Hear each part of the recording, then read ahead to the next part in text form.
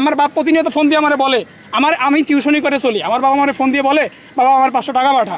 আমার তখন চোখ দিয়ে কান্না পড়ে। আমি যদি চাকরি একটা না পাই, এর দায়ভার কে নিবে? সরকার নিবে?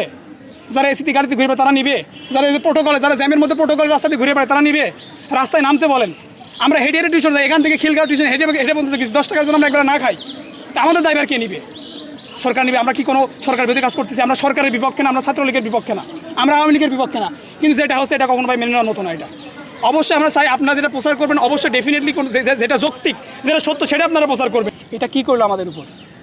একটা পদের জন্য, সামান্য একটা চাকরির জন্য নিজের মনুষ্যত্ব বিলিয়ে দিচ্ছেন আপনারা। মরা লাগবে না ভাই?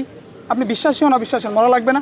মৃত্যু সত্য, পরকাল সত্য ভাই। এই যে যারা সামান্য চাকরির জন্য এই যে সাধারণ শিক্ষার্থীর উপর গুলি ছিল, আমার একটা ছুরি আসে মাটিতে লাগে আমার পায়ে লাগছে। আমার বাপ নাই, এই যে কোঠা যদি থাকে, আমার বাপ কৃষক, আমার বাপ দিন আনে দিন খায়, দিন আনে আমার বড় করতেছে ভাই। আমি কি যাই কৃষিকাজ করবো? সেই উদ্দেশ্যে আমার ঢাকা ইউনিভার্সিটি পাঠাইছে না পুলিশের গুলিতে মৃত্যুবরণ করার জন্য পাঠাইছে ভাই? আপনারা লিখেন, এটা কেন লিখেন ধাওয়া পাল্টা? এখানে ধাওয়া পাল্টা কিছু দেখছেন আপনারা ছিলেন সকাল থেকে, সময় শুরু থেকে ছিলেন। আমরা শান্তিপূর্ণ আমাদের যে কর্মসূচি ছিল সেটা আমরা পালন করতেছিলাম, বাট তারা কি করলো ভাই? এটা কি প্রশাসনের কোনো কাজ? এটা প্রশাসনিক কোনো কাজ? শিক্ষা প্রতিষ্ঠান হুট করে কেন বন্ধ করে দিল? আমরা যদি ভুল কাজ করি, আমরা যদি সরকার বিরোধী কোনো কাজ করি, প্রশাসন দেখবে ছাত্রলীগ কেন আমাদের মারবে?